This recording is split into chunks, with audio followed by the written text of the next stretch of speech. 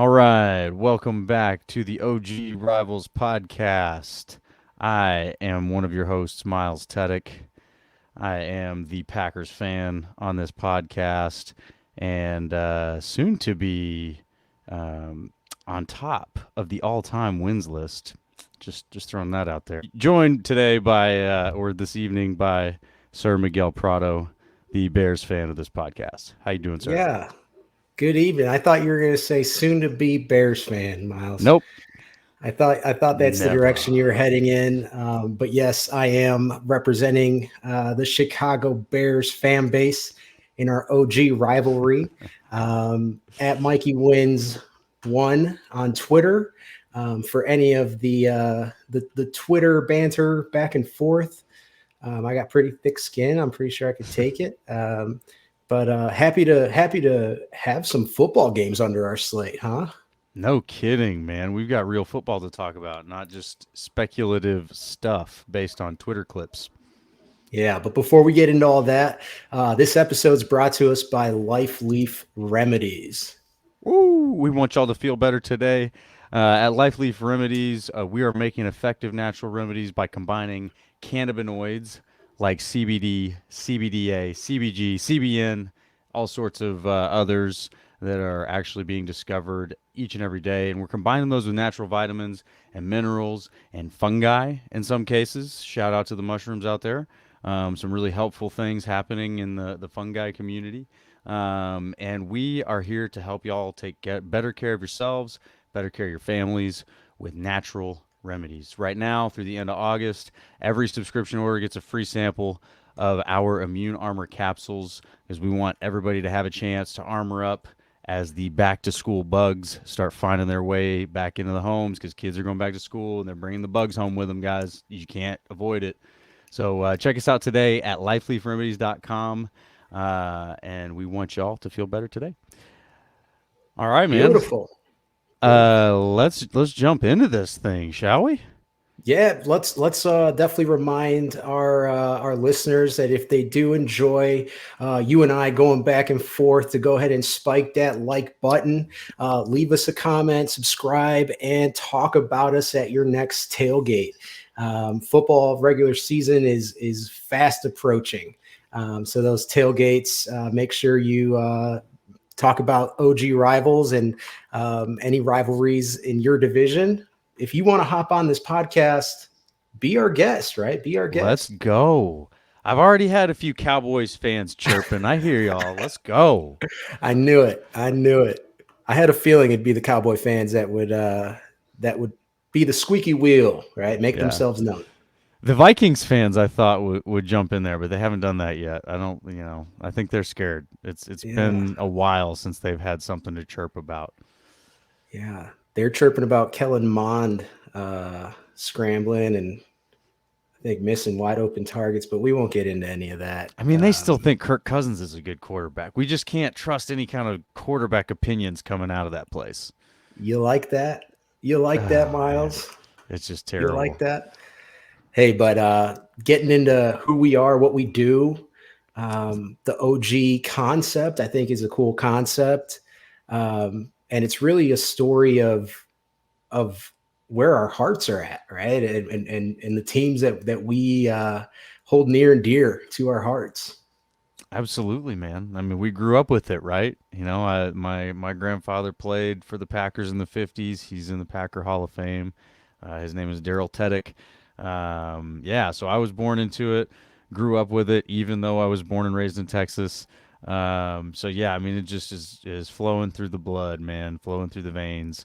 And you were the same, right? I mean, without the grandfather, but man, it might as well be the same because it's just flowing through your Yep, veins. yep. Bear orange and blue, to this day. To this day, and it's exciting, looking back fondly on those memories, as a fan, my entire life. But definitely early on, I think you can attest to this. Early on, you catch wind that there's a rival in that division, and for us, it happens to be Green Bay. That's For right. you, it happens to be the Chicago Bears. I think you mentioned that you are coming up on the all-time win We are category, taking that chomping over. on your heels, Yeah, man. yeah. And But I tons think of it's history. important to note on the history note here with this milestone within reach for the Packers, it would be the first time in football history that the Bears didn't hold that title. You Yeah. guys have never relinquished that all-time winningest title. And we are 2 games away from it, buddy. And that second game could be you.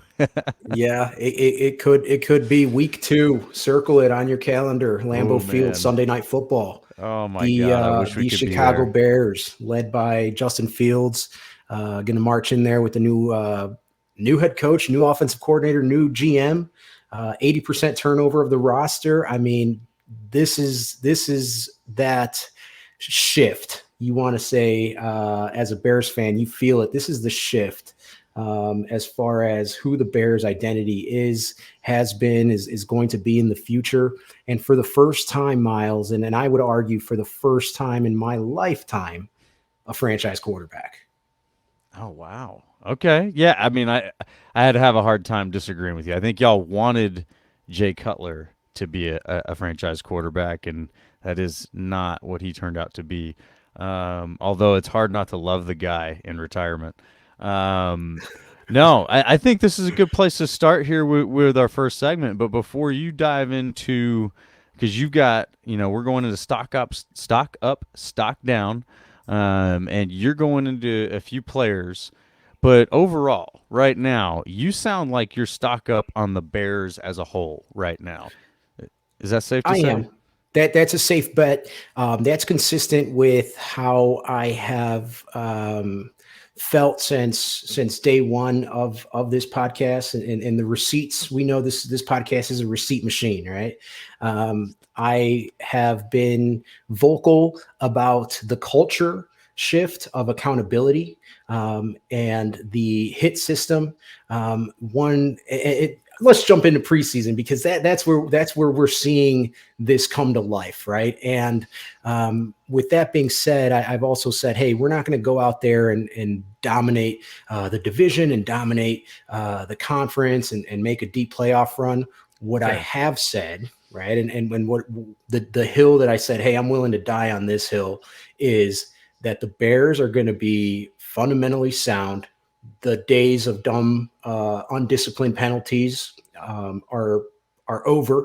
So Matt Eberflus's defense at Indianapolis was the least penalized defense in the league, right? And there's a lot of stats that get thrown around. That one's got to stand out to you when you talk about accountability and discipline, right? And Let I me harp on pump it. your brakes. Can Pump, I pump the pump your brakes. Pump the brakes? brakes. Let Yeah, me jump in absolutely. with a not so fast here. Um, you are correct that that means something, but you've got a lot of young players still. I think you're probably right in terms of there's a shift in the organization, but you're doing a U-turn in a cruise ship, dude. You got a bunch of young guys out there. Rookies are going to be playing. You're going to have those mistakes. It's going to happen. Now, I think what you have to watch for, if I was a fan on that side of the ball, uh, I'd be watching for repeated mistakes. That's what you don't want to see, and I think that's usually the telltale sign of, something fundamentally wrong with the coaching. Yeah, I would objectively counter that with a young team in a new system with a new coach, new front office.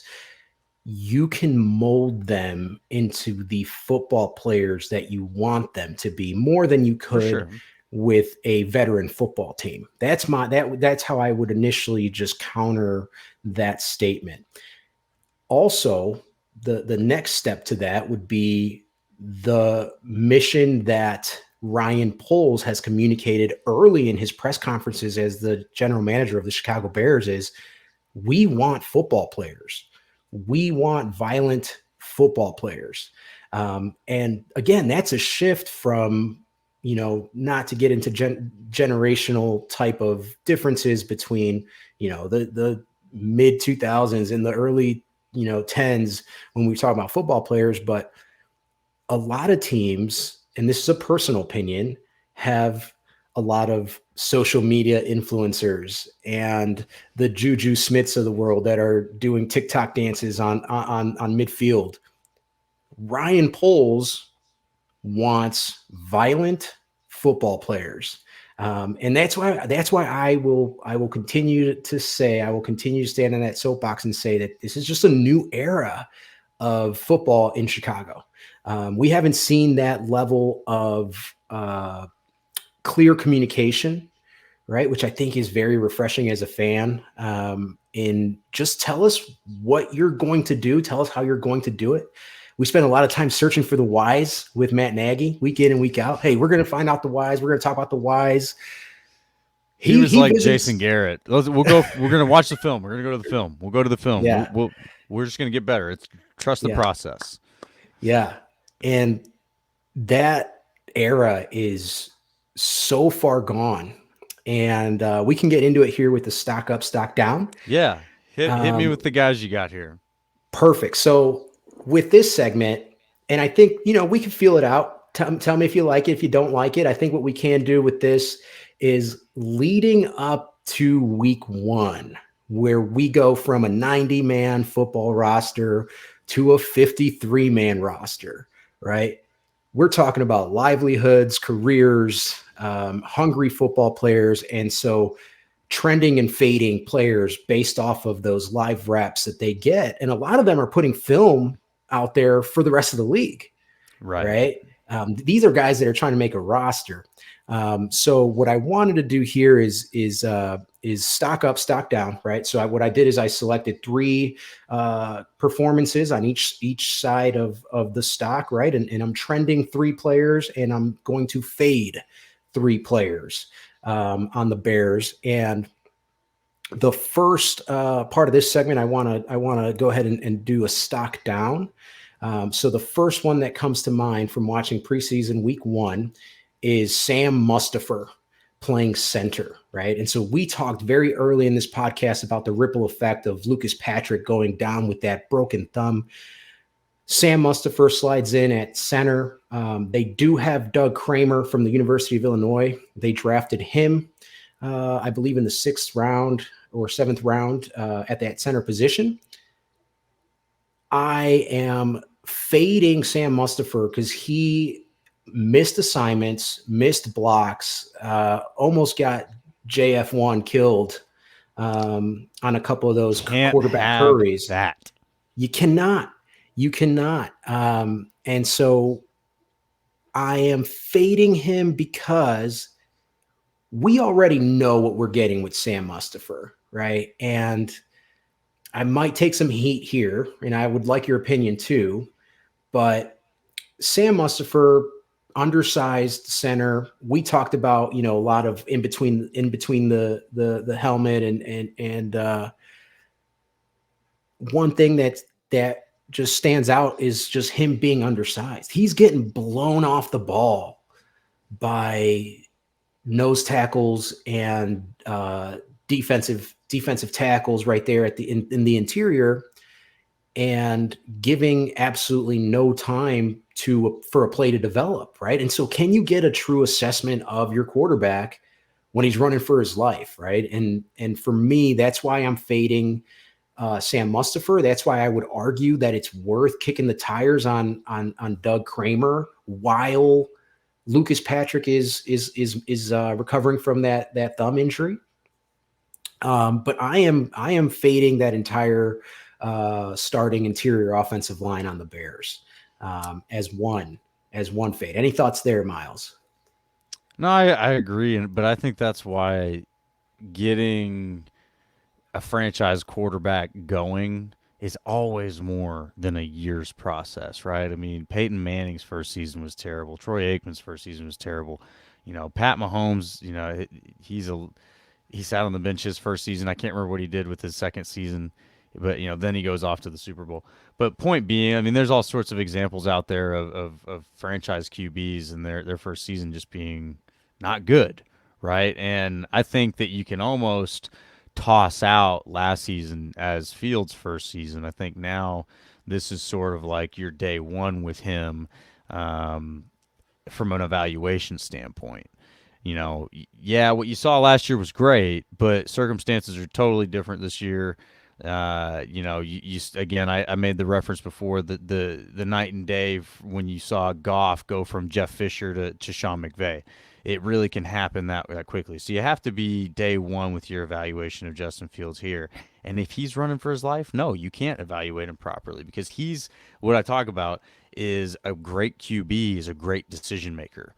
Jamarcus Russell was a great thrower of the football. Guy didn't last long in the NFL because he wasn't a great decision maker. And again, examples for days. Um, Johnny Manziel. Anyway, so if you can't evaluate your QB's decisions because he's running all over the place because he doesn't have a great interior line, it makes everybody's job harder. You can't evaluate the running backs, you can't evaluate the receivers. You just that's why it takes piece by piece. You have to get those things together before you can make real great evaluations of anybody. But here's what I would say, and what I would watch for if I was a Bears fan with that line right now, is if Lucas Patrick's hand is going to be any extended thing, he'll shift to a guard position. The guy's smart. He should be able to. I believe he did that with Green Bay. I can't remember. Shame on me. I should know that. But I believe he's I got believe some he guard. did. Yeah, I believe Yeah, he's got some guard time. So I would watch for him to do that because you can do that with a cast. Um, but yeah, I mean, I think you got to be almost already to some of what you've talked about before, looking forward to the draft and watching who who are the offensive linemen out there right now, in college football, and how do you get more than one of the best of them in next year's draft? absolutely. Absolutely. I couldn't agree with you more. Getting back onto who I'm fading, you mentioned to get a true assessment here, it's got to be all systems clicking into your offensive line, your running backs. Khalil Herbert, I'm fading him. Okay. Couple of drops. I mean, you're running first team. You got David Montgomery, who, for whatever reason, was not active for this game, not injury related. It may have just been to give him a veteran time there during the first preseason game. Khalil Herbert comes in again with the opportunity to put film out there for the NFL. He's solidified. He's got a solidified roster spot. So let's not say he's putting film out there for other teams. I mean, he's a Well, I mean, second. you Yeah. always are to some extent, right? And I trade mean, yes, bait, you whatever are, it is. Yeah. but he had wide open screens that he dropped, a couple of them, which, I mean, you're talking about stuff that drives you absolutely insane is drops, right? And so that's why I am fading Khalil for the same reason I'm fading Daz Newsome. And granted, he came back in that second half. He played extended period of time during the game. But in the first half, with the starters, Daz put the ball on the ground multiple times. And these are wide open plays where the ball is hitting them in their hands. I'm not talking about any acrobatic one-handed grab that's needed. I'm talking about just make a routine Plays you got play. to make. Yeah. You're Plays trying you to earn a gotta make. job. You're trying Yeah. to earn a job. We've talked about that wide receiver room all preseason. Again, Daz Newsome talk again. about evaluation. Exactly. Can you Exactly. evaluate So, your QB when you've got those guys doing that? And some of that spills over into what I'm going to say about Jordan Love, but we won't go there yet. uh-oh. Uh-oh. I can't wait. I can't wait. So to get us there, let's go into who I am trending. The number one, and one thing I wanted to say earlier is we are a fan podcast, right? Yeah, yeah. Yeah, we're not Peter Bukowski that he does this for a living. He's not the We're different. we're Yeah. different. Yeah, no, we're fans, and I don't want to say we. I want to speak for myself here. I enjoy the game and I view the game as a fan.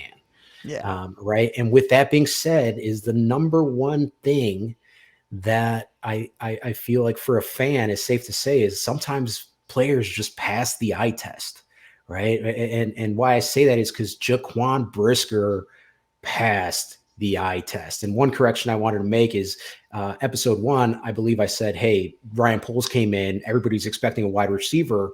He comes in and goes cornerback, safety. I said 2 in the second round. Shame on me, I haven't had a first round pick in a while, it feels like, with Brian Pace trading him all away. Kyler Gordon, he's a first round draft pick. He's the first round draft pick in the Poles era.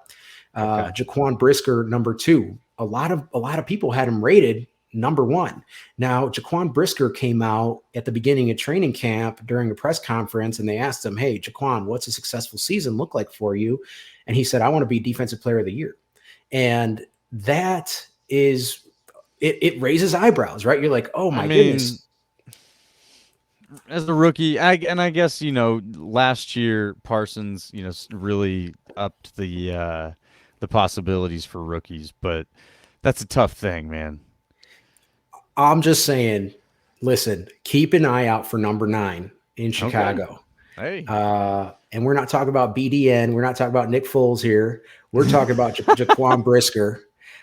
He, and when I say eye test, is he popped. He popped off that screen, making plays. He plays with an edge. He is a hard hitter.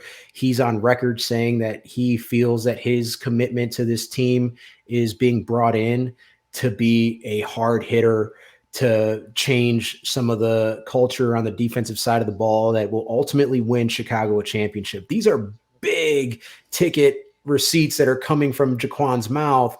He backed that up in week 1 of the preseason. He got pulled in the second half and didn't see any more playing time because he put so much good film out there in the first half. There was a series, and I believe it was the second quarter, where he single-handedly was responsible for a 3-and-out.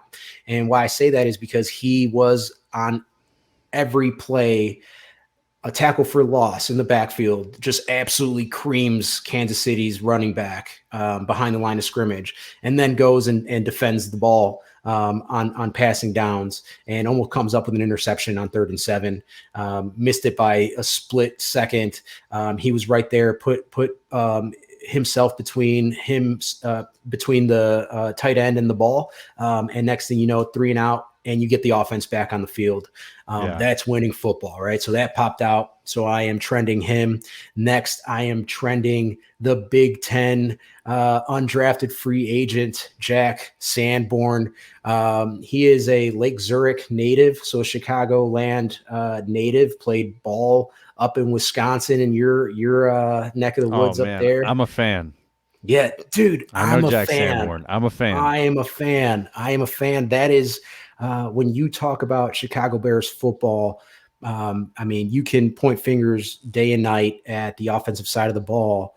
One position in particular where there are just absolute monsters is the linebacker position.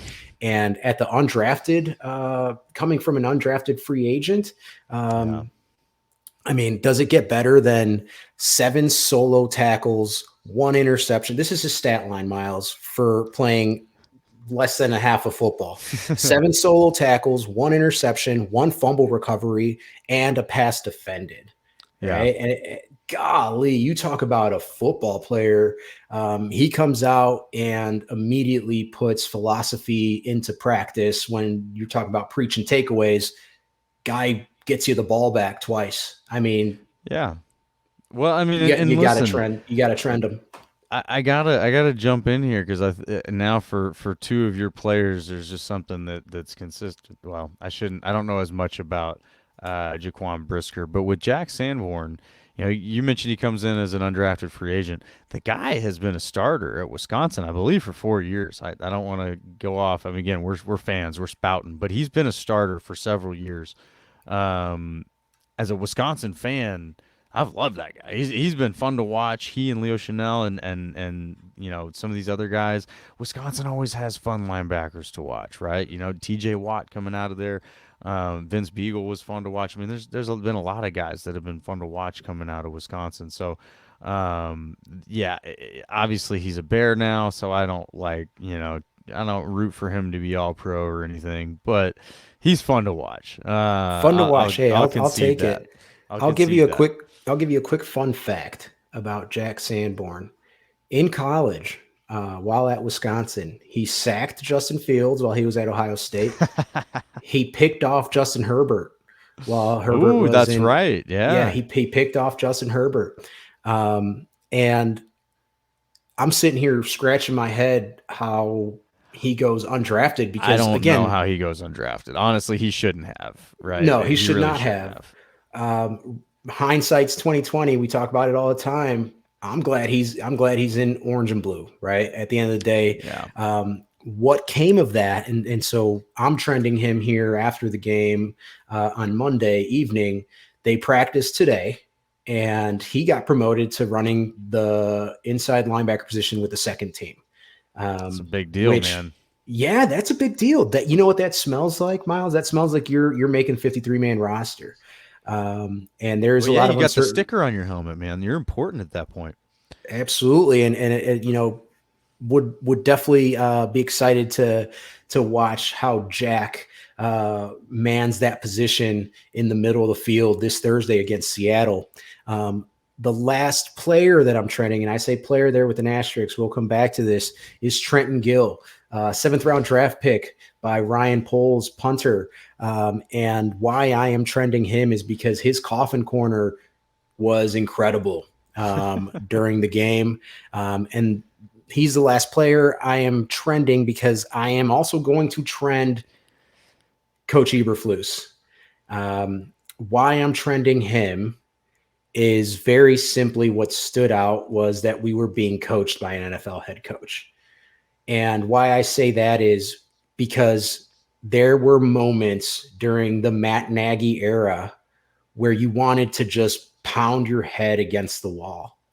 And why I say that is because there would be plays where you convert a first down on a questionable catch, right? Where was it a catch? Was it not a catch? Well, it was ruled a catch, right? And then Matt's taking a timeout, giving the other coach and his coaching staff up in the boxes ample time to review it and challenge it.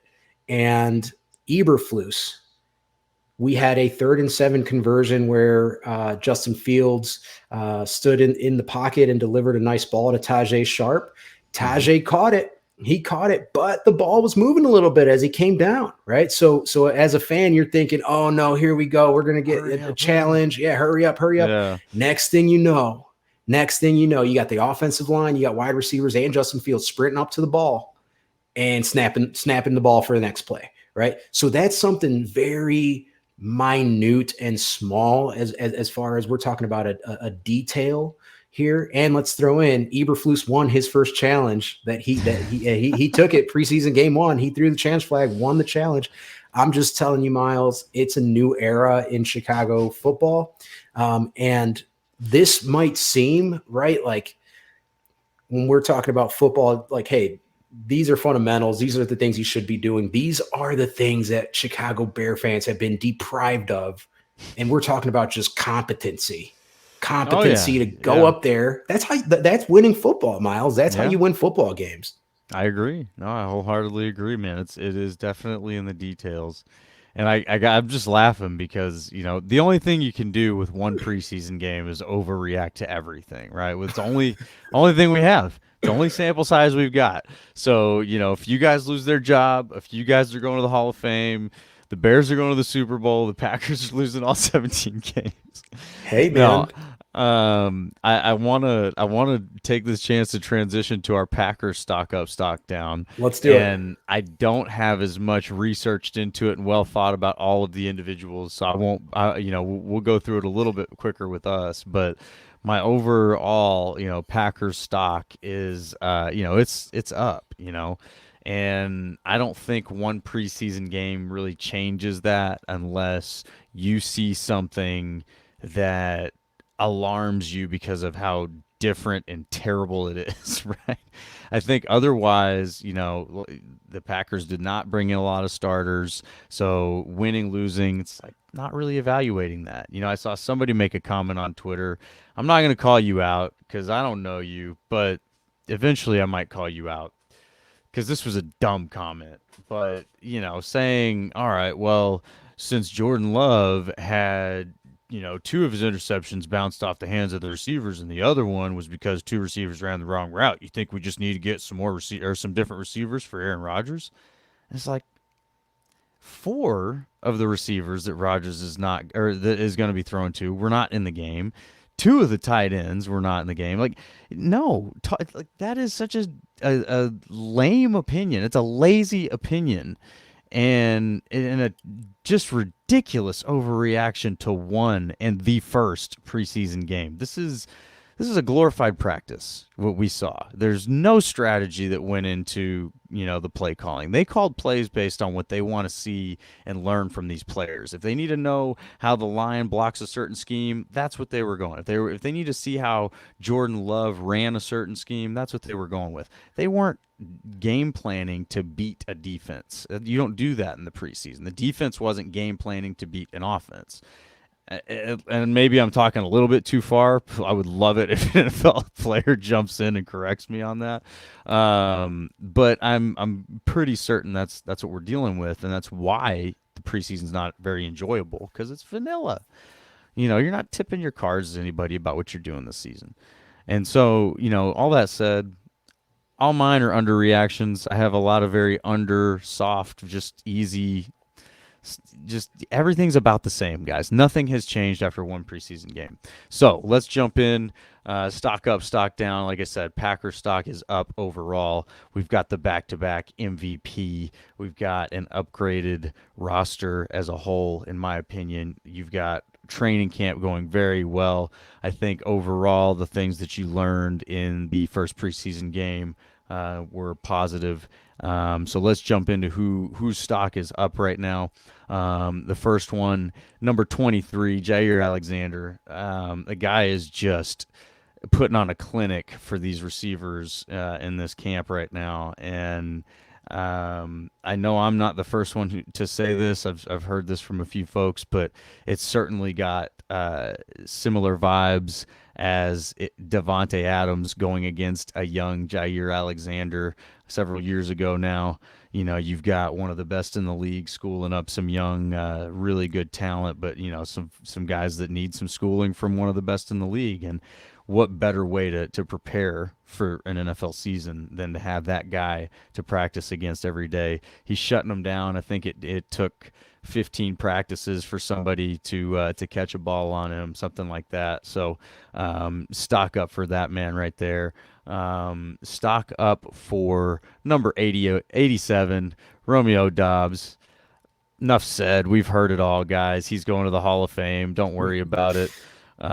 Stock up for that man. He's looking good. Certainly not 100%. Got a couple of, I think I had a couple of drops here and there, but not things that are overall concerning. I think people have made the comparisons. Hey, last year Jamar Chase had drops in camp and in training in preseason games. So that just kind of goes to show you drops in the preseason, drops in training camp. That's where you want them. Keep them there. Let them happen there. And so anyway, not concerned with any of that. His stock is up. And then stock up. Let's see here. Who's my third stock up? There's a lot of places this could go. I think I'm going to give it to Quay Walker, though. You wouldn't know it, but he was actually a first-round pick for this team, too. And he's cracked the starting roster. He is up there on the LB1 list next to Devondre Campbell. So happy to see that. You certainly want to see that with one of your first-round picks, but he has, I think, quietly had a very good camp. But there's certainly just so much going on around that's capturing all the attention, so you don't necessarily hear a lot about that guy. But good to hear that he's on track to be a starter and hey, potential All-Pro as well. So we'll shift in real quick to stock down. I think I've got more stock neutrals than I do stock downs, but I think one stock down that I've definitely noticed is the depth of the secondary. Not looking great. Definitely showing some holes. I think some weaknesses there, but you're gonna have that somewhere, right? Somebody's somebody's going to lose in camp. So I don't know if there's anything that's overall too concerning there. You've got great depth from CB1 through 3. Any one of those guys can start at the highest level in this league. You got great, top 2 safeties. I even think that Vernon Scott's a pretty solid safety number 3. But yeah, I mean, there's definitely some holes back there beyond those guys. So we want to see those come up. We'll see what goes on here in the rest of the preseason. Any other stock downs? I'm trying to think. I didn't get to watch every snap of the preseason game. That's why I say I don't really have a real good detailed answer here. Somebody might want me to say Jordan Love in this spot, and I'm going to call Jordan Love a stock neutral right now. I'm not going to put him stock down, but I will acknowledge the desire that he should be in there after a 3 interception performance. But this is where I want to say underreaction, guys. You got to analyze what happens. You got to take the context. You got to look at all of these things and evaluate what happened. You can't evaluate the stat line in the preseason. You just can't do it because you got things like your guys dropping balls left and right, and affecting that completion percentage. Don't for bring your our guys. drops into Oh his man, 3-pick game. I told you I was gonna do that. No, but and that goes back to that other that Charlie Delta opinion that I acknowledged earlier. And I think maybe as we go, people will learn what Charlie Delta means, but we'll just let that fly. Maybe not. Maybe not. But anyway, no, you got your quarterback. You're trying to evaluate Love. Everybody wants to overreact to everything the guy does right now. He throws 3 interceptions. You're like, what the hell's going on? Well, yeah, 2 of them bounced off hands. It's just, 2 of them were absolutely not his fault. The other one, they say receivers ran the wrong route, whatever. I think overall, you've got to watch how is this guy playing football, right? You talk about the eye test. If you get to use the eye test, I get to use the eye test. The eye test for me tells me that Jordan Love is a clearly improved quarterback over the Jordan Love of last season. Now, that doesn't say a whole lot to a whole lot of people. It's not meant to. We're 1 preseason game into this thing. But what it does say is the guy got better in the offseason. He didn't get worse. Like I said on the last episode, he looked much more calm out there on the field. He looked much more confident in what he was doing. There was certainly still some spots where there was one throw that got away from him and his feet were stuck in the ground. So these are basic things that he's going to see in the film room and immediately, just now check that off. I know not to do that. I know how not to do that. It's not a big thing. I just did that. But it's not something that's over, as concerning as, again, like I said, repeated mistakes. Repeated mistakes is not what you want right now. You don't want to see Jordan Love struggle to run the offense. He's been in this too long. He should run the offense with a lot of confidence because he should know it. So yeah, we saw that. I think we saw him run it with confidence. There's definitely struggles in the execution. If those catches that bounced off receivers' hands get caught, are we talking about a totally different stat line, a different game? Maybe. Overall, he got the ball to Dobbs whenever it mattered there in the first that first half. That was beautiful. Nice touchdown pass. I thought he looked good. I think you want to see him look better as the preseason goes on. But he's not your starting quarterback right now, so he doesn't have to look like it. We got the back-to-back MVP. He's the best. He's the best groomed quarterback of all time. Might be. Per might be. Per episode 2. He might be.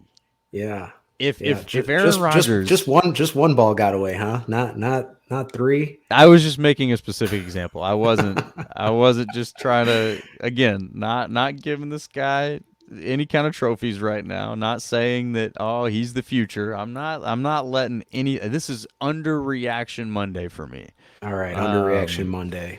So yeah, we're leaving Jordan Love at neutral. I think I've got not one even more stock down. Not even stock down. He's definitely not stock down. No, I thought he looked improved over last year for sure.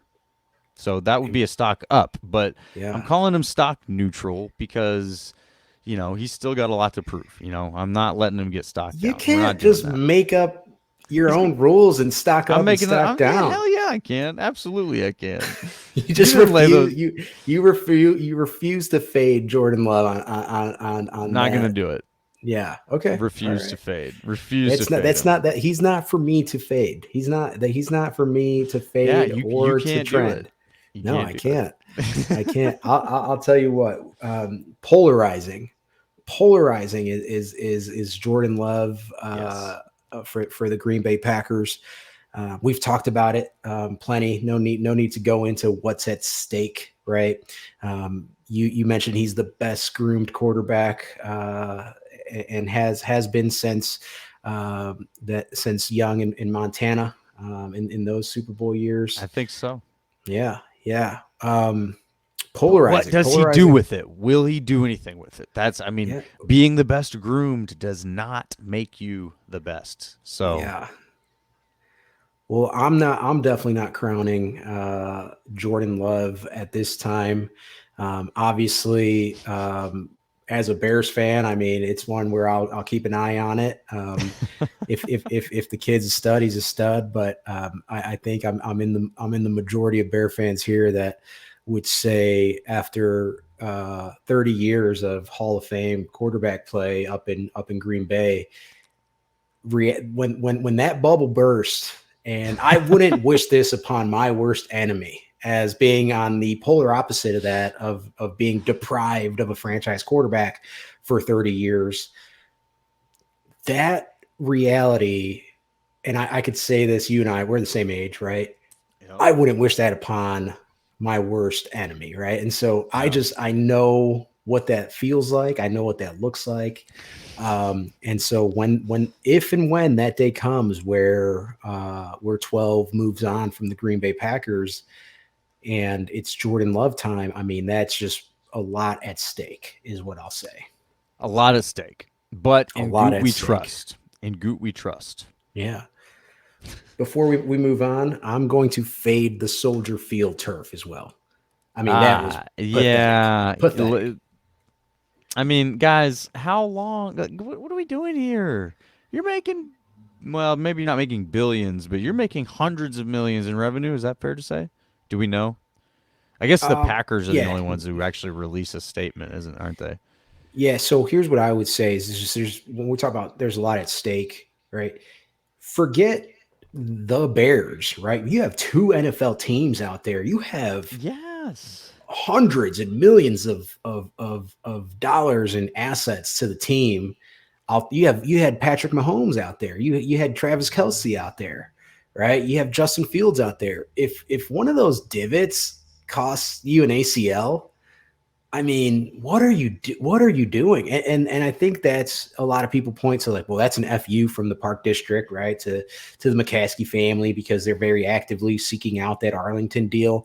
But at some point, you have to put player safety at a Yeah. premium, right? Because that's just unacceptable. Well, it's just, and it's not like you're asking for a huge thing by putting down an acceptable surface. Yeah. That's not a massive investment that would take, right? I mean, I guess there's a way that becomes a massive investment, but putting down an acceptable surface does not have to be a massive investment. Like it better than what it is now is not a massive investment. Like that, you just got to do that, man. I mean, golf courses do that, right? Like there's 32 teams. Everybody else, I guess Washington, they've had a terrible surface too. But I mean, come on, yeah, I, you got to I, do it. I could fix that turf with $2,000. You get a sprinkler system and some True Green, and you're good to go. I mean, what are they doing? It is awful. You It just Soldier got your Field's thing, turf. just walk it up and down. It's comically bad. Which hopefully here, they're going to be in Seattle this week, so you can just cross your fingers and hope that is going to be a playable surface come week one against the Niners. I mean, I guess I don't know. It blows me away. You look at what the Arizona Cardinals are doing. They like grow their turf outside and then push it in. Like they've got this ridiculous system. Have you seen that? The cursed Arizona Cardinals. Oh well, yeah, of course. Don't That's forget. your thing, dude. Don't forget. But Well, it's not my like thing. It I'm seems not. like that's a them problem, not a Miguel problem. No, but that's a state of the art, multi-million-dollar turf It's program. incredible. It's It's incredible. incredible. But Yeah, how is it in the in same the league desert, that exists in the desert. that the Bears are even allowed to have the surface that they have? They, It's like people are over here driving Ferraris and y'all are like pedaling go-karts. Like yeah, why? Why are you yeah. allowed to do that? All deserved. All of the heat from that turf is rightfully deserved. You're not going to get any sort of objection from me. There's hills that I'll die on. There's hills that I won't die on. That turf is it's embarrassing, man. It's embarrassing because you have multi-million-dollar assets that's their livelihood, right? And they're playing out on that field. It's dangerous. So Cairo Santos, he stopped practicing in Florida. He was practicing at a high school. He stopped practicing at that high school because the turf was way better than what he would be kicking on at his home Oh stadium, no. right? So he stopped kicking the Oh ball my at the god. high school, and he had to go to the park district, right, where the turf is notoriously unkept, right, and just start kicking it at random city parks in Florida. Wow. That's That's just bad. not good. Come That's on, bad. Chicago, get it together. Yeah. Get it together for the sake of the league. But you All know who right, wasn't on man. that turf? NOquan. You got NOquan, man. NOquan got no agent. How about that?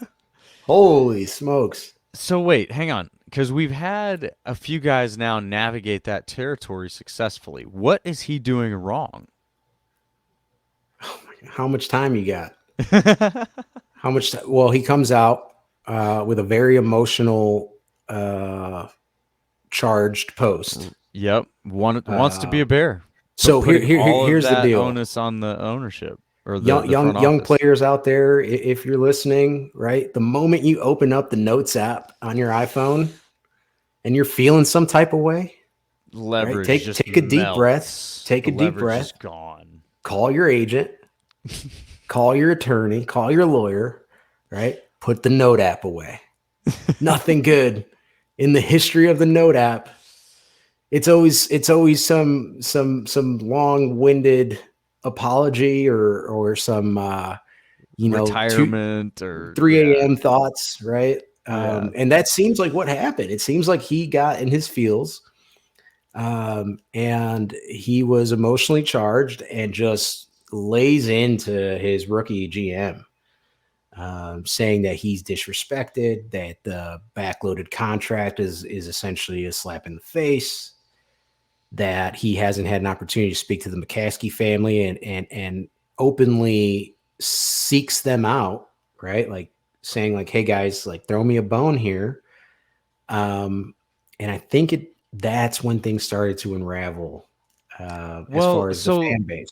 let me you are in a bit of a minority, it seems like, on the Bears Twitterverse as far as your optimism about um that they're actually making some good strides forward. It seems like there's a lot more pessimism out there. Is that true, or am I misreading that? You're not misreading that. Okay. Um, So if that's true, let me. That was just more of a leading question. Let me ask you, what's going on here? Because you're very optimistic about this front office, but at the same time, your best player is like, this ain't it. yeah. So here's my immediate response to my best player. My best player on 3 years of 8-8. Right? It's like he's not the best player of a playoff team. He's not the best Okay. player of a Super Bowl team. Right? Dang. He's your best player on hey, week one of the playoffs. You're in Cancun, right? So it's My like man, light him up. hey, let's just call a spade a spade. I mean, you got Bears Twitter that's going out and saying, hey, you pay your best player, guys. I've said it before, the mess that Ryan Poles inherited by the gross malpractice at GM that was Ryan Pace and that Ryan Pace front office, right? Again, we've said it week in and week out in this podcast.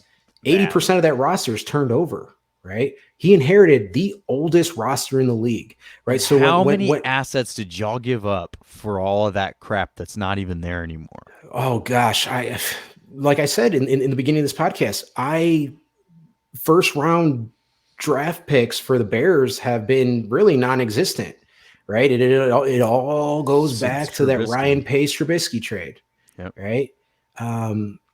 And you cannot be a winning football team. And I think it's evident, right? Like we said, like, hey, if you roll out Andy Dalton out there, you're going to lose your job. Lost their jobs, right? You trade away all your first round draft picks, you're going to lose your job. What happened? Yeah. Lost his job, right? You Yeah. cannot do that. You cannot build a winning football team with no first round talent on the team.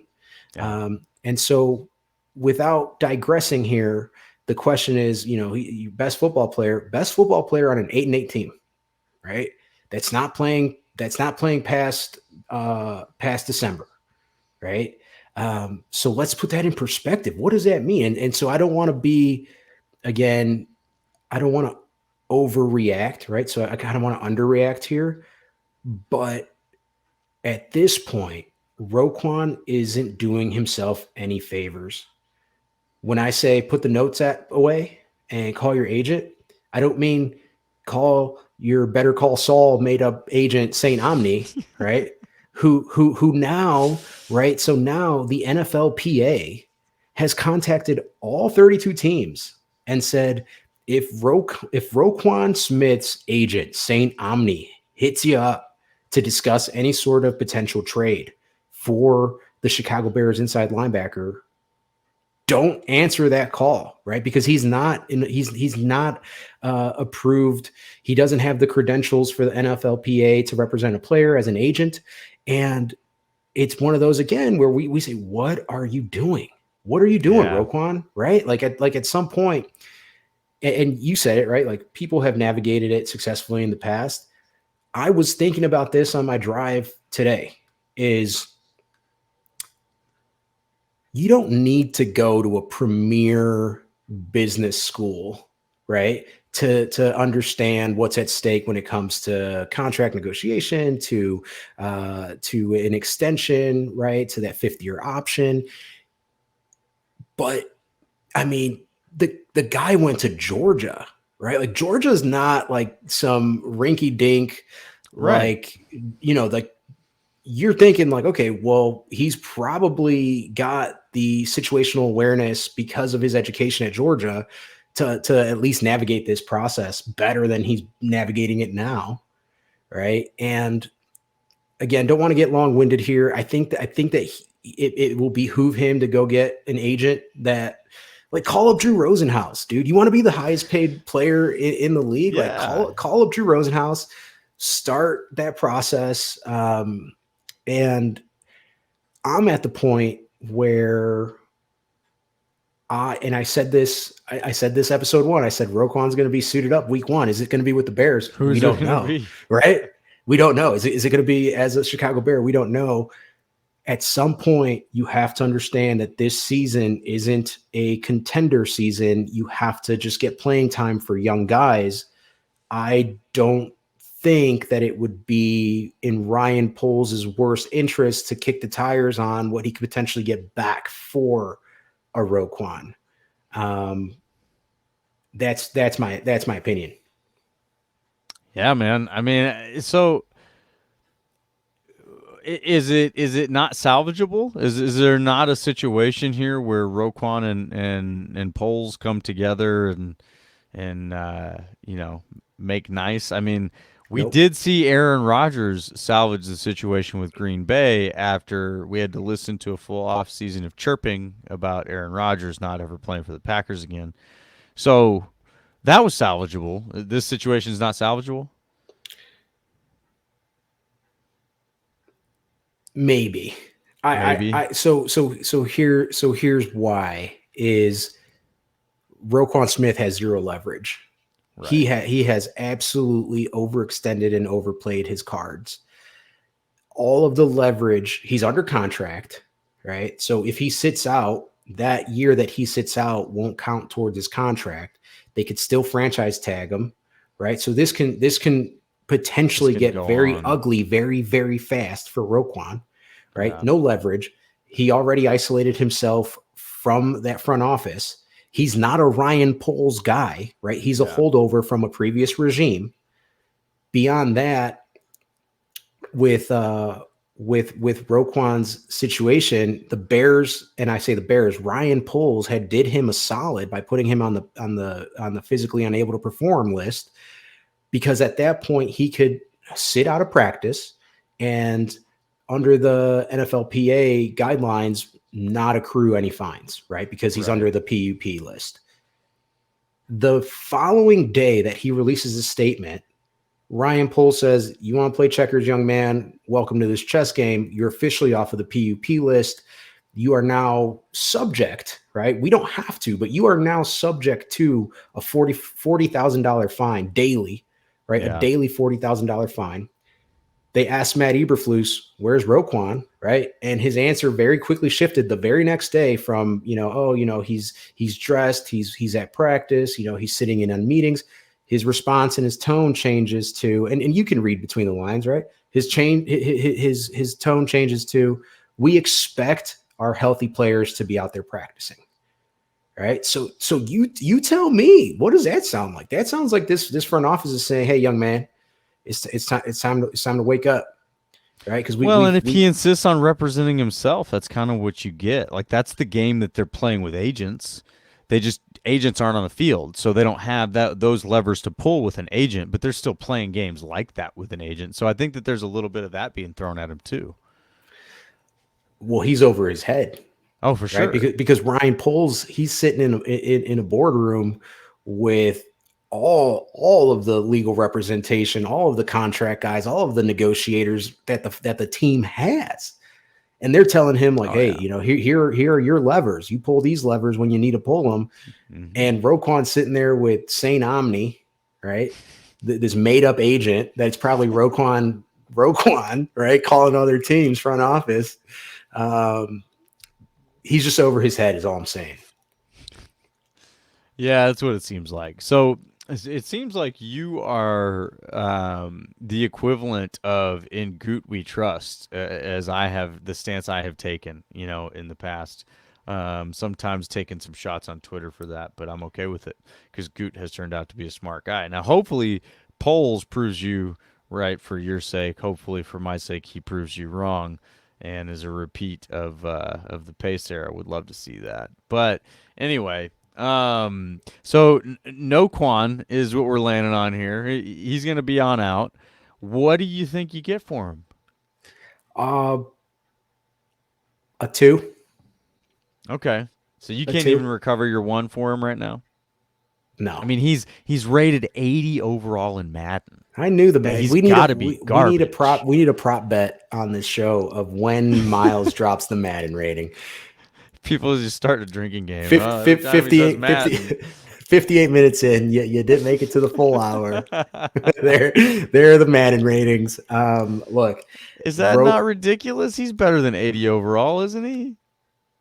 But is he? That goes back the best player on 818. You're the one who's watched him. I haven't watched him as much. Listen, Roquan is a freak. Right? He's an absolute freak. He could chase down the Kyler Murrays of the world. He could chase down the Patrick Mahomes of the world. Not a lot of linebackers can, right?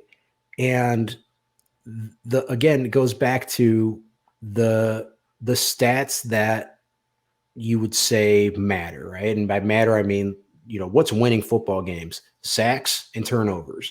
Tackles, when you have a high volume tackler, right? That probably means if you're a football fan and you really understand the intricacy of the sport, you understand that can be an inflated stat, right? Mm-hmm. What was it? A bunch of 3 and outs, offense, and we talked about this on the podcast in the Matt Nagy era, right? It'd be the 3rd quarter, and the Bears haven't had a first down, haven't scored a point, right? So what does that mean? That means that the defense has probably been on the field a lot, right? And when the defense is on the field for extended series, right, 10, 15 plays, 8-9 minute scoring drives, right? And they're just dinking and dunking it downfield, and someone's got to make a tackle, right? And that's why I say, like, you're an 8-8 team. You're the best player on the 8-8 team.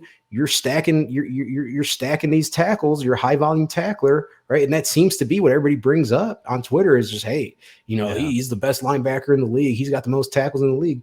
Guys, put it in perspective, right? Zoom out, take a top down look on it, right? And just understand maybe how did we get there? Because he's a tackling machine. He's an absolute tackling machine. Yeah.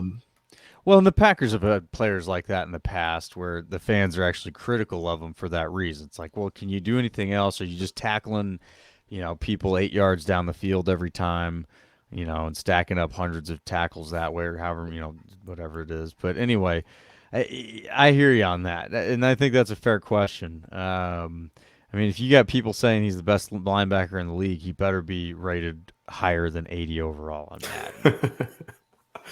the Madden. Somebody doesn't know what they're talking about in this situation. Somebody, I don't know who it is. Somebody, yeah. Well, maybe Ryan Poles knows something we don't, right? Well, and that's something that I usually default to. These guys know they're in the building with these guys. They have access to all the film. They've got analysts, breaking down all these different things. That's the thing is these organizations in a lot of ways, and you've seen it in some ways play out. But I mean, they're full of analysts. They've got all the information they could possibly want. If they want to know about how different players stack up across the league in different ways, they're going to be able to mix and match. They've got an entire offseason to just nerd out on all the film, all the trends, all the correlation. I mean, there's just, it's limitless. And so yeah, I mean, they're going to definitely understand how Roquan fits within what they're trying to do, versus maybe they've got some ideal candidates that they would rather plug in, right?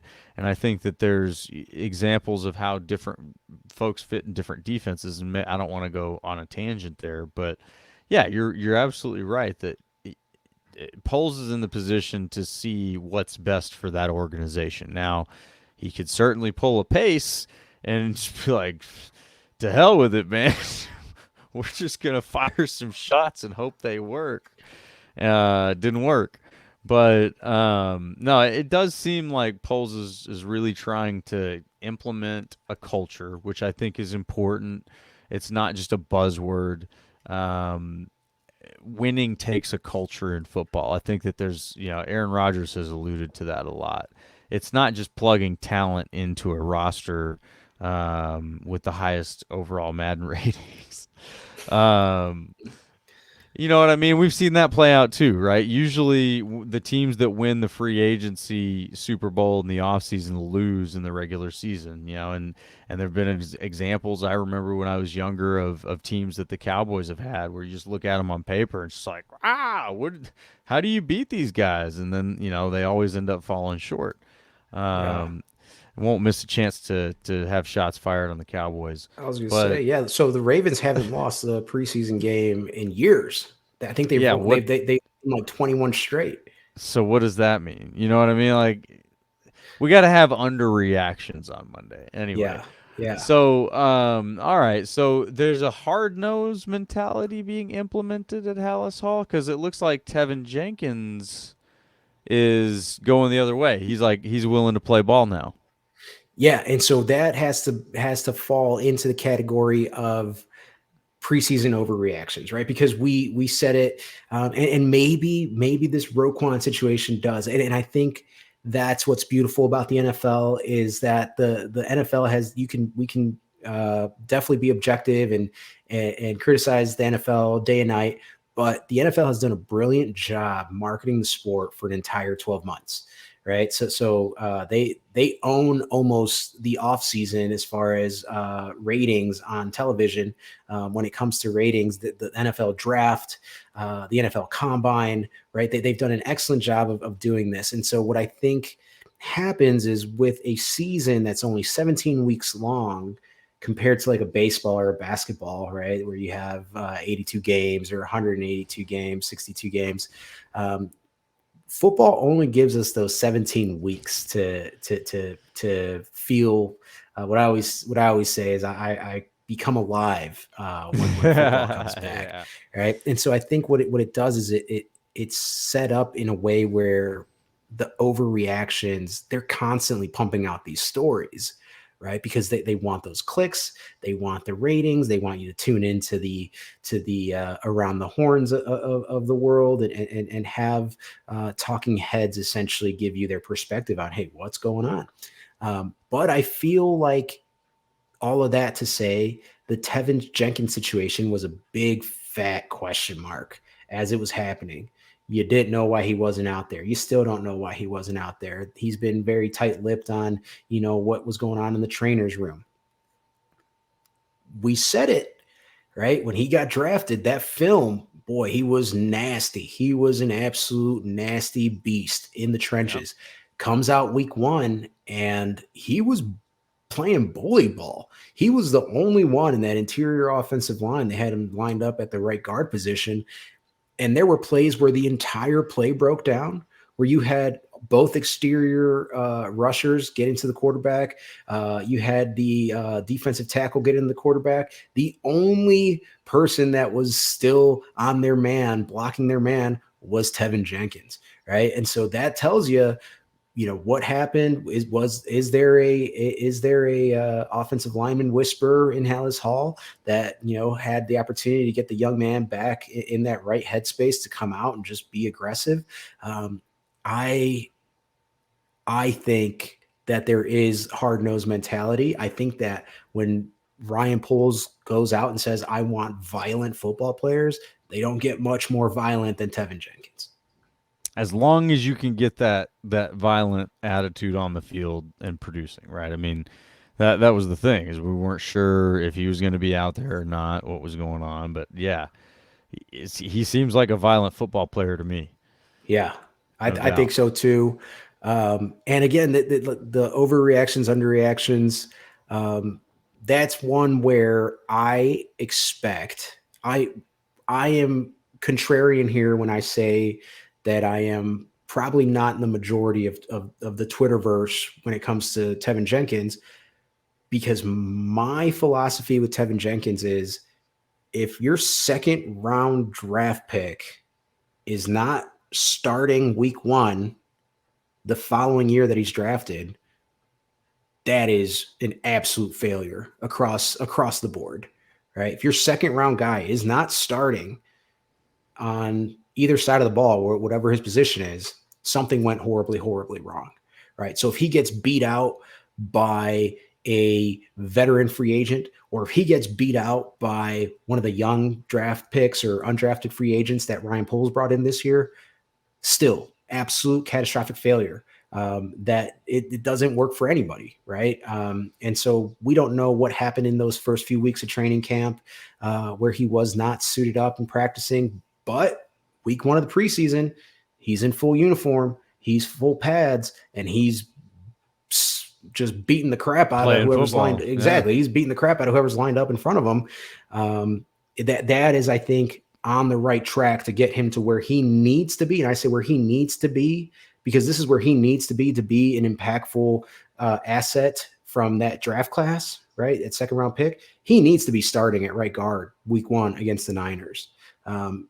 If not, then somewhere along the journey was a catastrophic failure.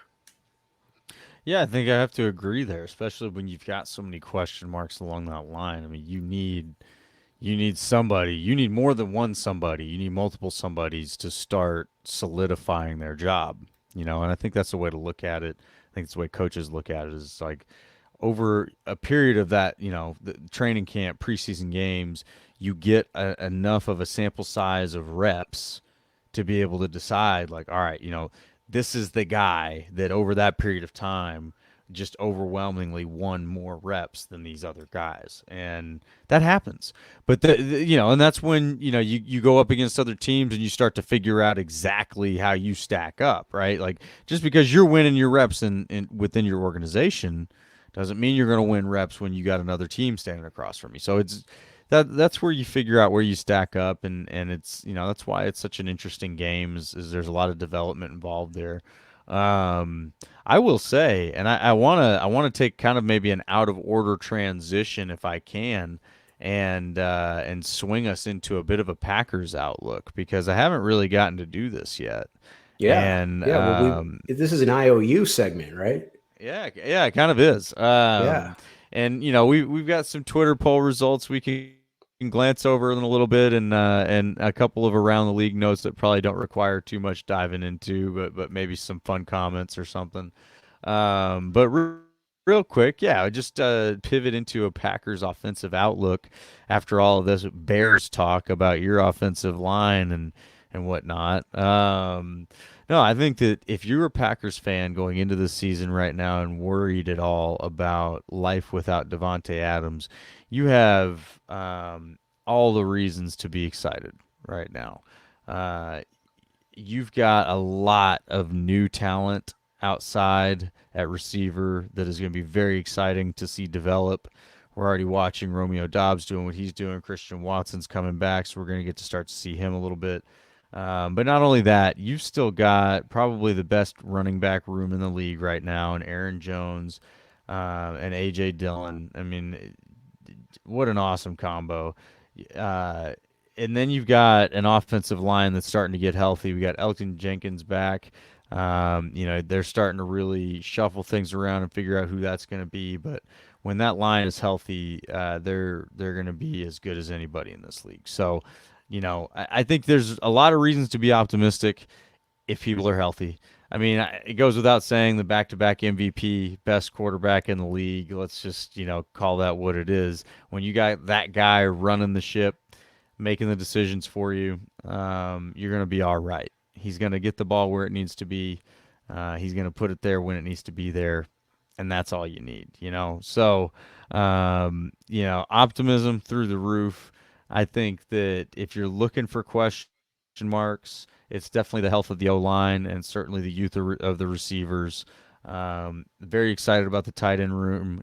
How do you not get excited? You got Tunyon is healthy now. We got Lewis back. He's 38 years old, man. I was about to say 83. I had a little slight dyslexia kicking in there.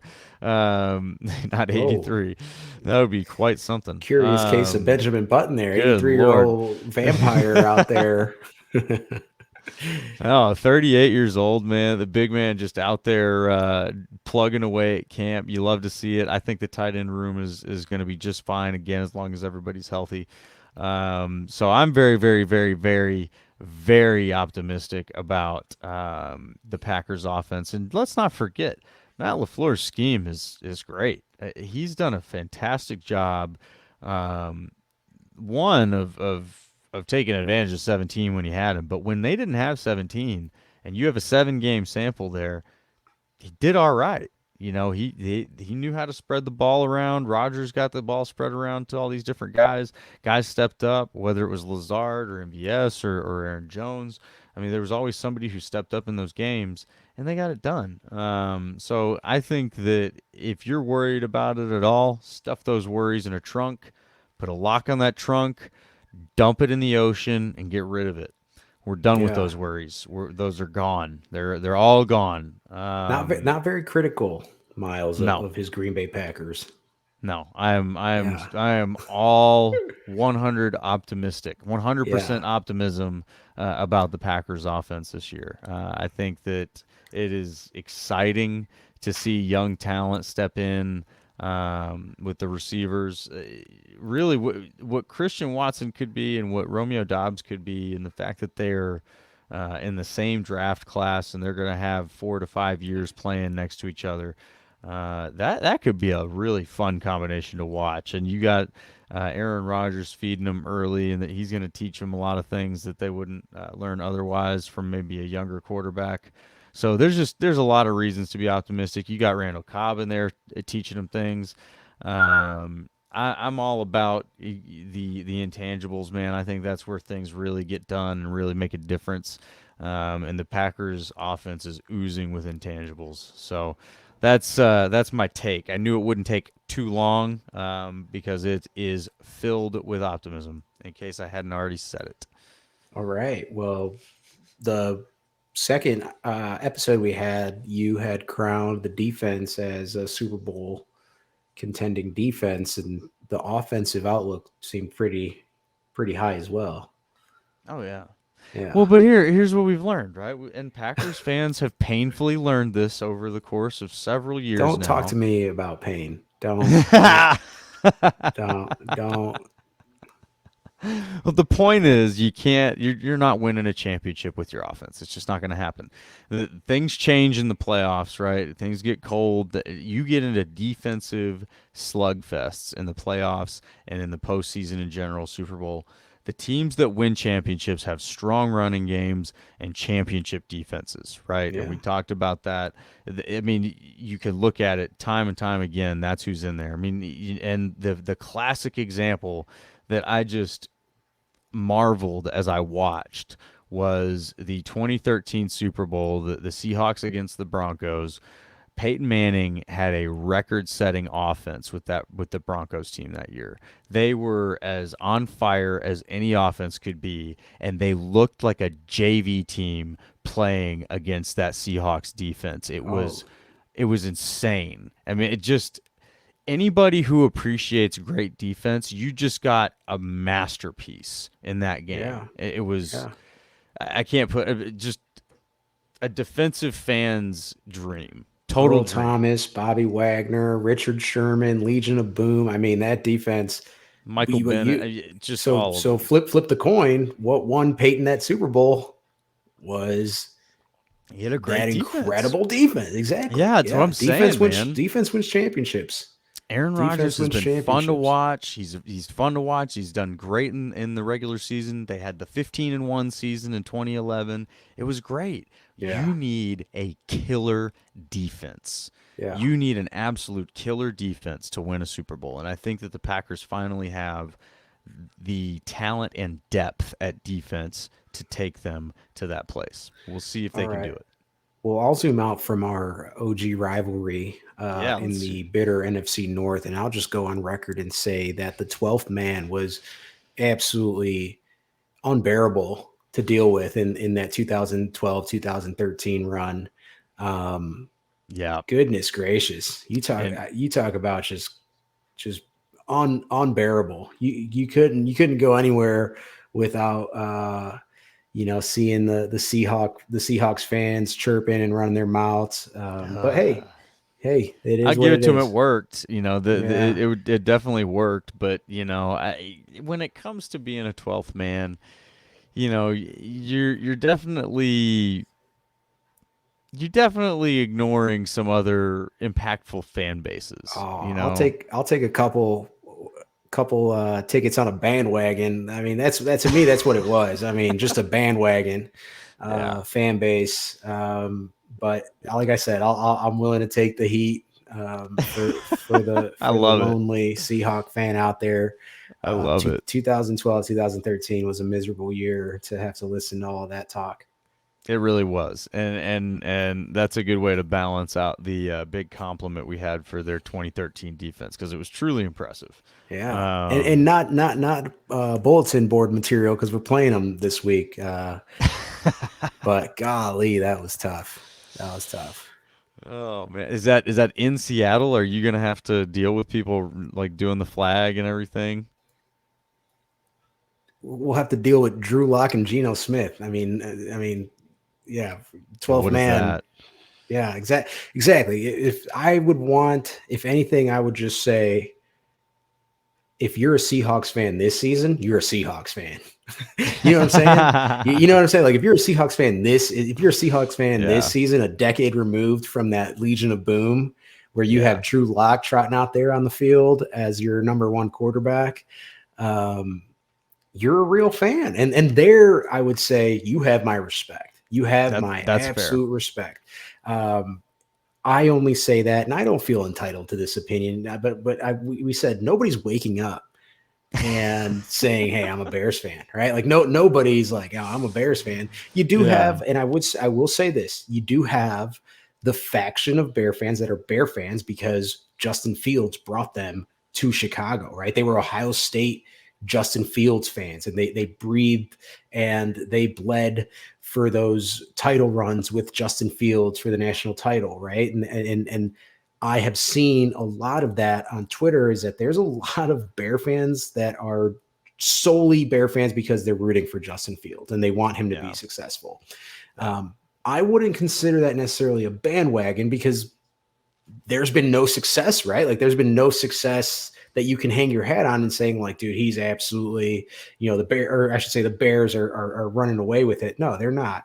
But yeah, just with that being said, that's why for me, it's like, as a Bears fan, I feel I've earned the right to be salty enough to say, if you're a bandwagon fan, like just get out of here. Just get Get out of here. out of Get here. out of No, here. that's totally fair.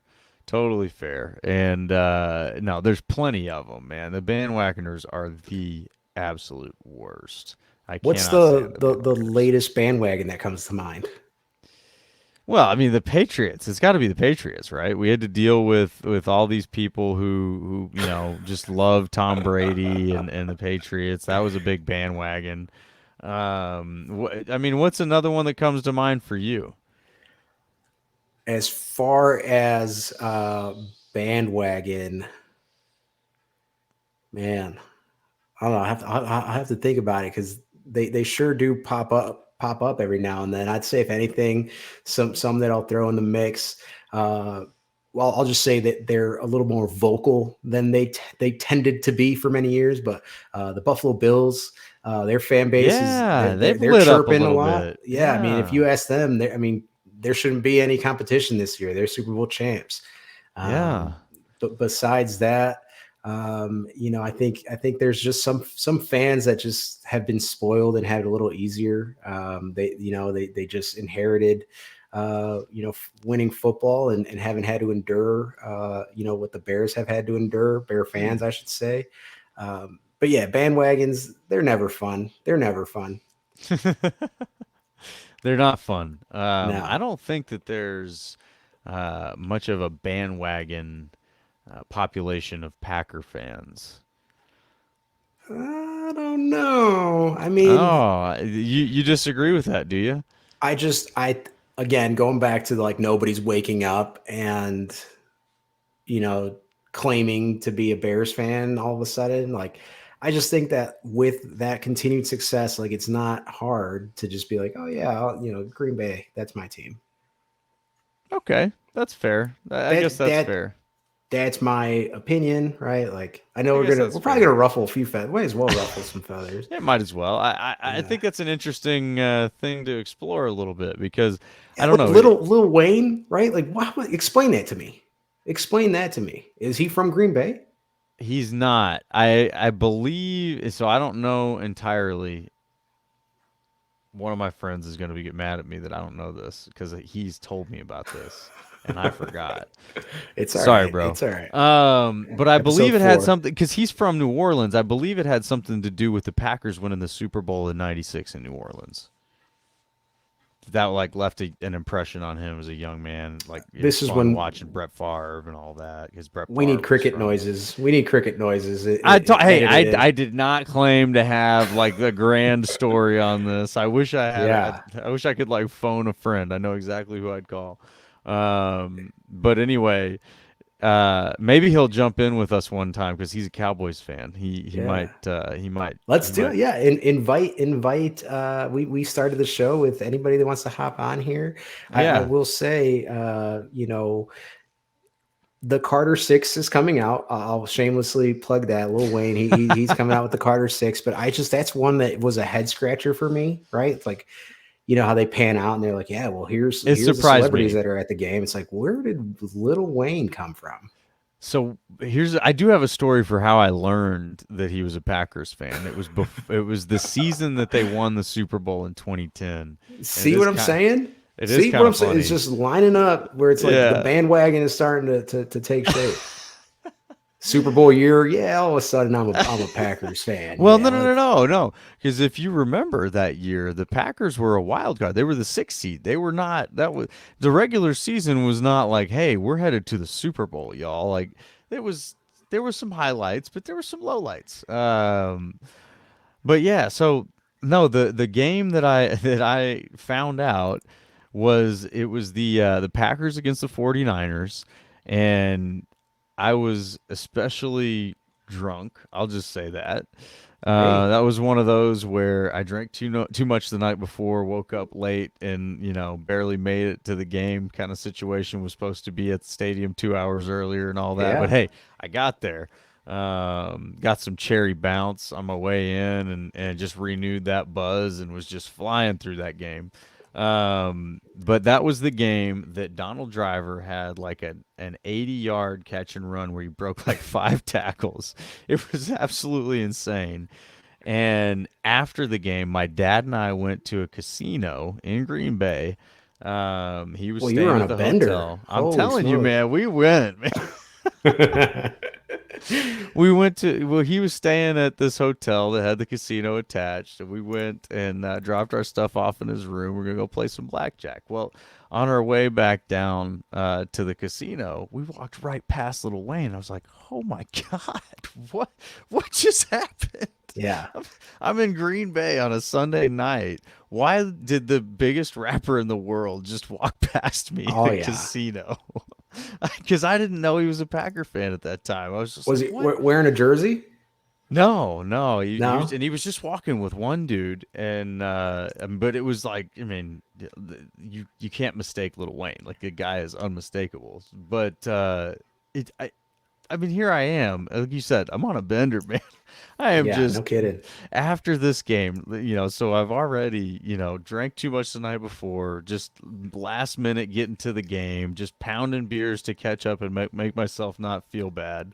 So yeah, just like living in a fog after this game, and I walk past Little Wayne. It's like and I'm with my dad. What am I gonna do? Ask my dad. Hey, Dad, was that Little Wayne? Like he's not gonna know. So it was one of those situations where reality is way stranger than anything you could have thought up in the moment. Yeah, no Um, kidding. but anyway, fun times. Yeah, shout out Spotted Cow that probably got you tore up. I'll say this is, what we got to get in the habit of is trimming some of the segments for like little YouTube clips that we post up on Twitter, and Right. Miles's Little Wayne story definitely has to be one of them. I could probably trim that out and make that a clip. Yeah, that it's a pretty wild story. That's definitely that's definitely a wild story. But yeah, I mean, going back to the point is, I just think it's been easier to be a Packers fan, right? Historically, here in the Hey, last 30 years. That's that's all I'm saying. fine. That's all That's I'm saying. fine. That's fine. And I will say I am not old enough to have lived through the dog days of the 70s and the 80s that Packers fans went through. I Yeah. thank them for their sacrifice because they got us a period of absolute just beautiful just promised land football. Now there's Well, been a few you know blotches what they in there. say. There's been a few bad, like the 4-12. There's been a couple 4-12 seasons in there. We've gotten popped in the mouth a little bit. You know what they say, Miles. You just don't know what you have till it's gone. That's why I say, like, we've had a couple of those ugly seasons Well, where you're like, "What well, is this? This you is not know, acceptable. What? No, yeah, no, get this out of here. This yeah. is not okay." So you guys are probably just more tolerant of it, I guess. It's not tolerant. It's you don't have a choice. It's bear down. Well, It's I mean, bear down. the Packers are owned by the community, though, so I think that has something to do with it. Is it though? Yeah. Is it though? Yes. No, You see there's no that big value. news section at the end There's of the no NFL? value. There's no monetary value to Packerland, all that that investment stock that they made. option. No, Yeah, there's no man. they sell those We're the to angel fans. investors. Yeah, the angel exactly. They're just capitalizing off of that. All the great startups need angel investors, man. Which That's all I'm saying. which Lambo's selling its soul, huh? No, no, no, no, no. That's not happening. No, it's not No, happening. no. No. That was Andrew Brandt's point. Is if anybody ever did that, you would actually have to go into witness protection program. So Yeah. don't Can consider it, Lambo. Keep selling off those stock tickets. We'll keep buying them. You guys don't need to sell the naming rights to the stadium. hey, Don't do it. crypto.com arena. Don't do it. Don't do it. Don't do Crypt, it.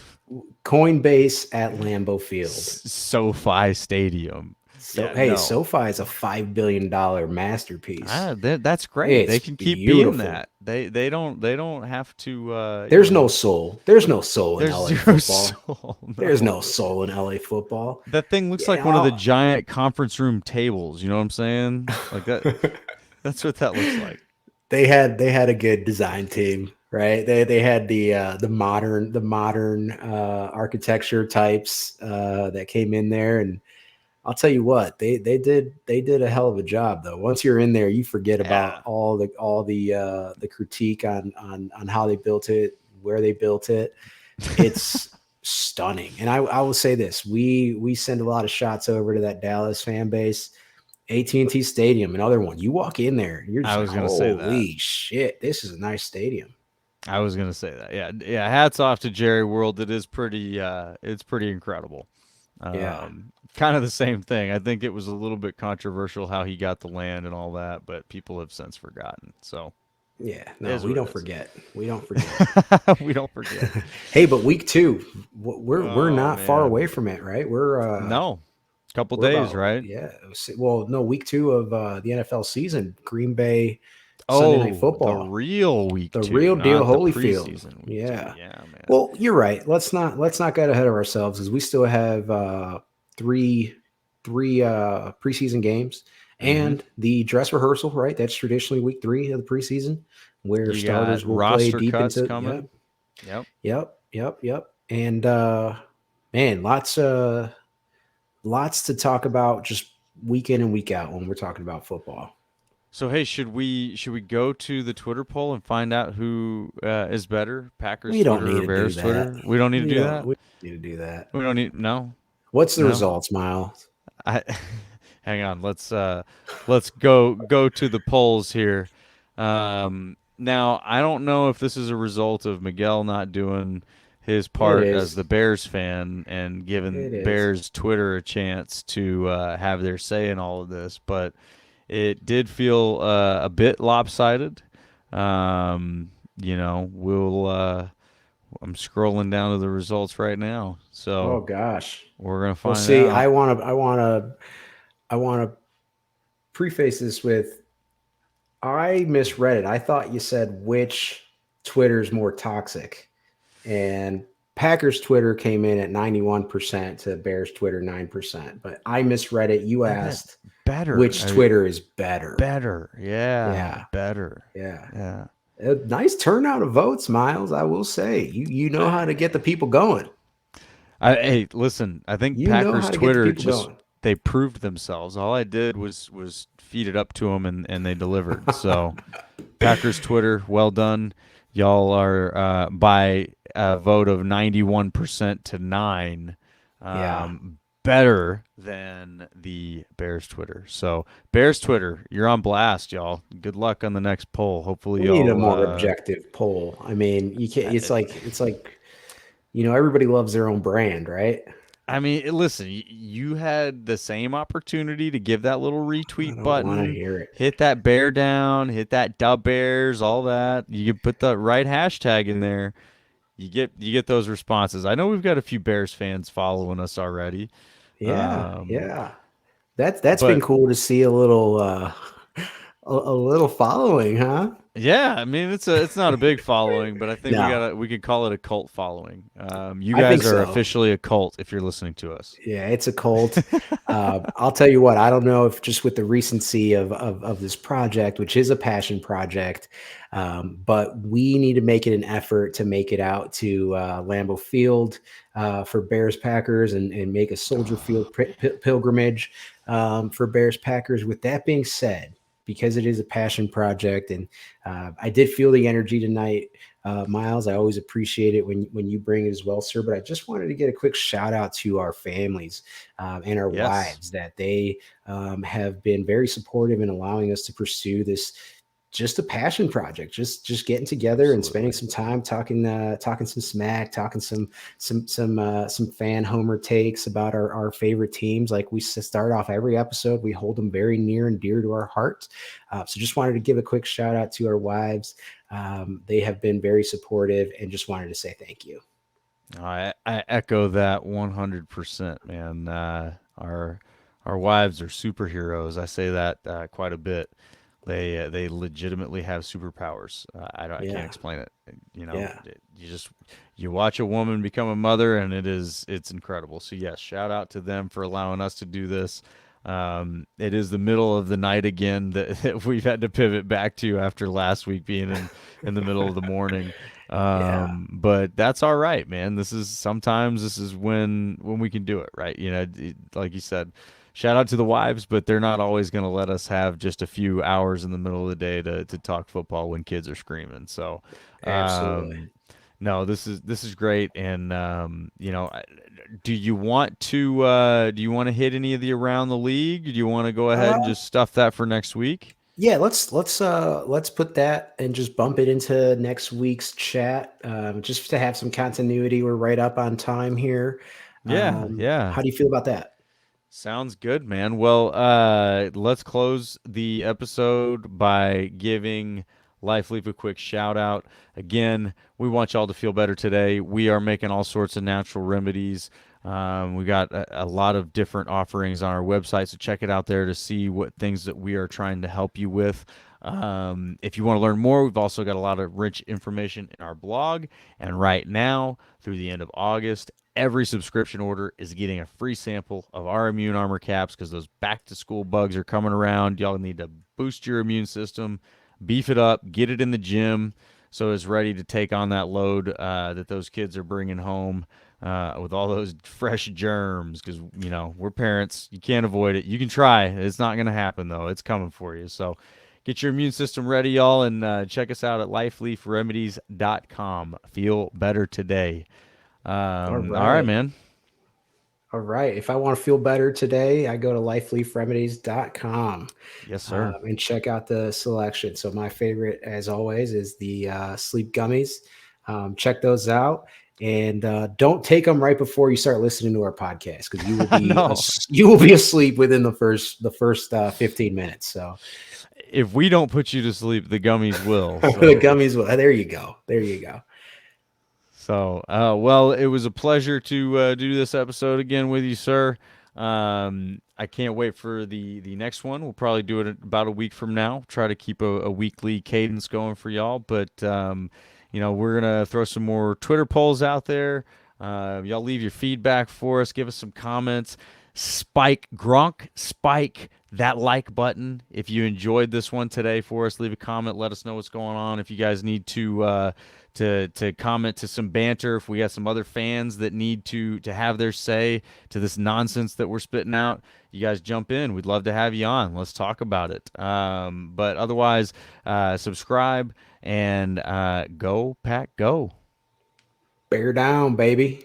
Bear down. See you next All week. right.